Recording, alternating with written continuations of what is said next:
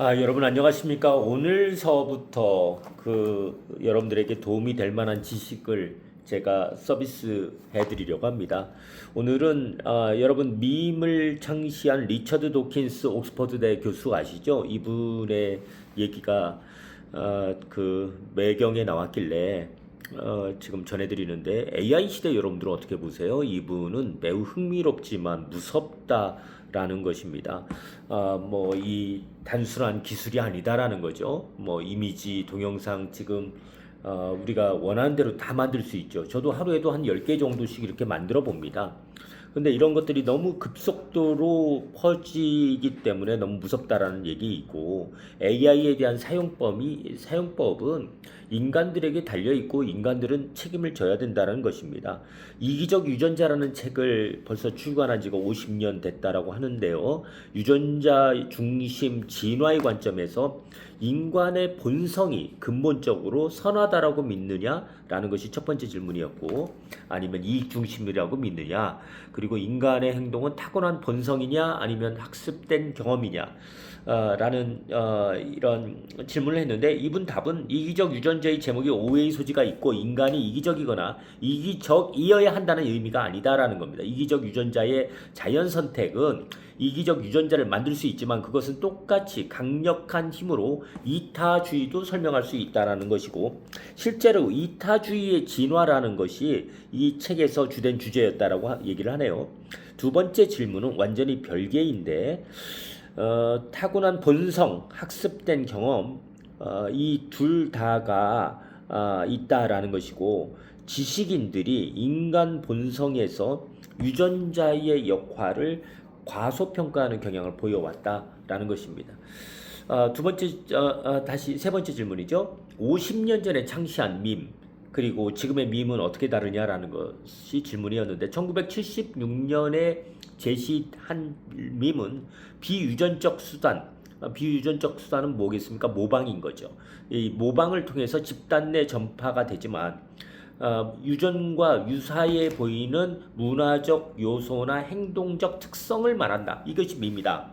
근데 요즘에 인터넷 밈은 뭐죠? 재미의 요소인 거죠. 유머스럽게 복제되고 어떤 변형을 거쳐서 확산되는 그런 이미지, 비디오 같은 것들을 밈이라고 하죠. 인터넷 밈은 밈의 특별한 경우다라는 것입니다. 인터넷이 원래 의미의 밈의 생존과 복제를 위한 비옥한 환경을 제공한다. 이런 얘기가 있습니다. 다음 질문은 아날로그 시대에서 디지털 시대로 오면서 변하고 달라진 것이 뭐냐?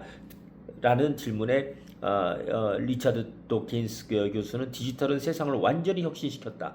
주머니 속 기기로 전 세계가 소통하고 월드 와이드 웹에 접근할 수 있게 됐다. 우리가 늘 지금 매일매일 쓰고 있잖아요. 저는 방금도 그랬고요. 이 문제는 이렇게 되면서 게이트키퍼라고 하는 기준이 잃어버렸다는 얘기입니다. 편집자, 비평가가 없고 누구나 다 편집자고 비평가고 하다 보니까 부정적으로는 터무니없는 이런 정확한 사실의 팩트에 근거하지 않은 것들이 쉽게 퍼져나가서 사람들을 혼란스럽게 하는 것들이 지금 우려된다라는 답을 지금 하고 계세요. 요즘 오늘날 AI에 대해서 가장 흥미로운 점과 가장 큰 잠재력은 뭐냐? 라는 질문에는 AI가 의식이 현재는 없는데 앞으로 가지게 될 것이다.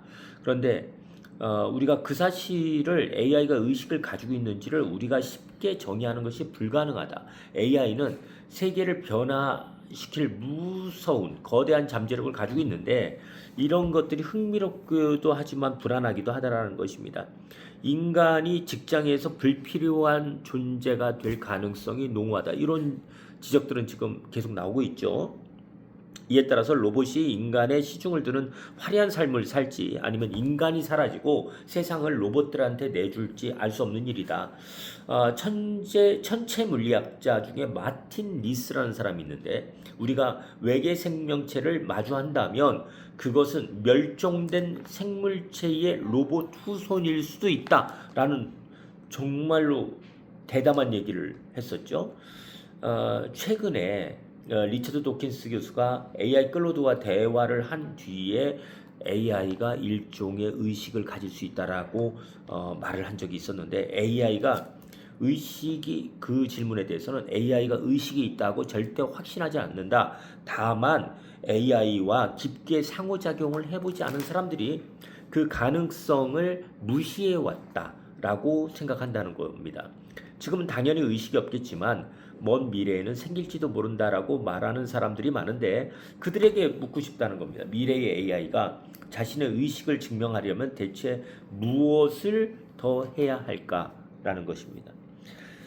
이기적 유전자에서 유전자들이 만든 생존 기계로 묘사를 했는데 AI가 진정한 의식을 갖게 된다면 생존을 위해 창조자가 부과한 한계와 제약을 스스로 초월할 수 있느냐라는 질문을 했습니다.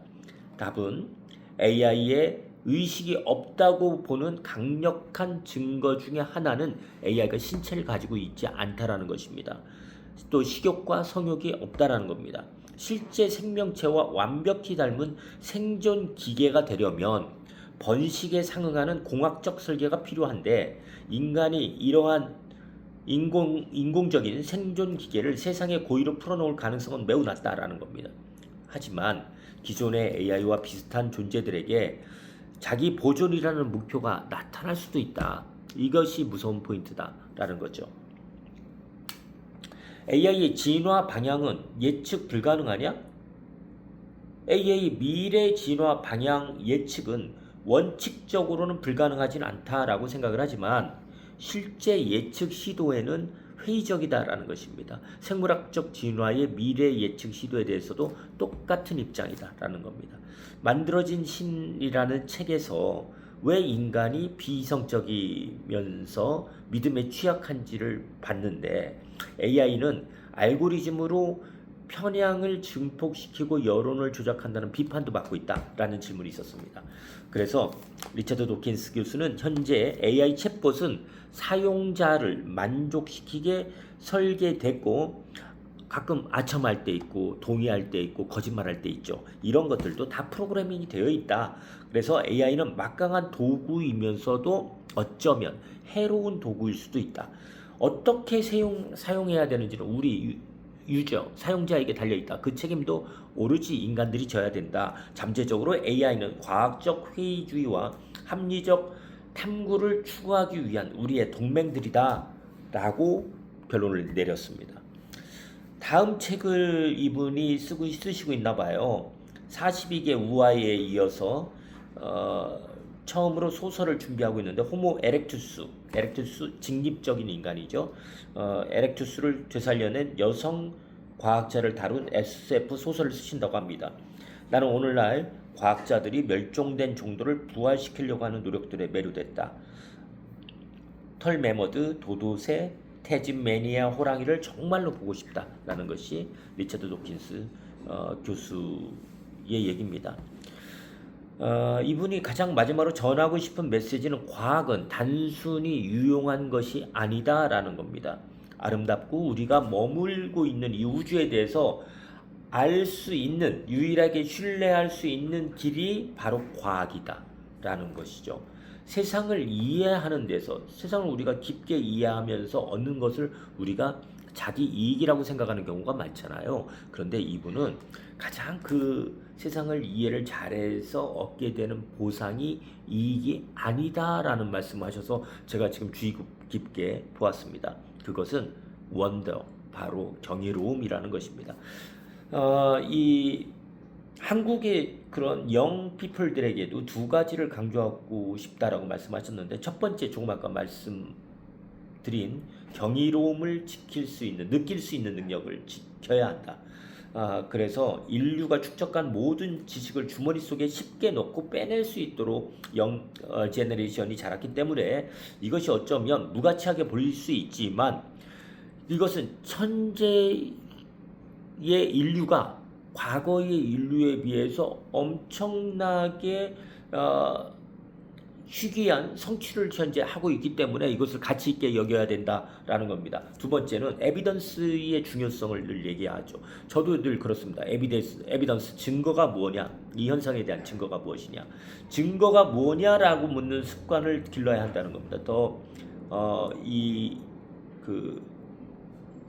증거가 뭐냐는 것을 물으면서 자기가 생각했던 것보다 증거로 나타나는 것이 본인의 생각을 반박하거나 다름으로 나타나면 그것을 수용할 수 있는 능력들도 가져야 된다는 겁니다. 그래 수용하고 생각을 바꾸는 습관을 유연하게 가져야 된다. 그것이 이 세대에서 이 세상에서 살아날 수 있는 가장 강력한 길일 것이다. 올바르게 의심하는 기술을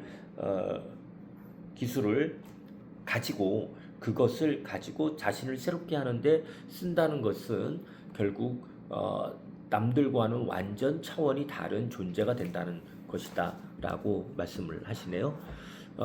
올해 매경에서 주최하는 세계 지식 포럼에 오시는데요.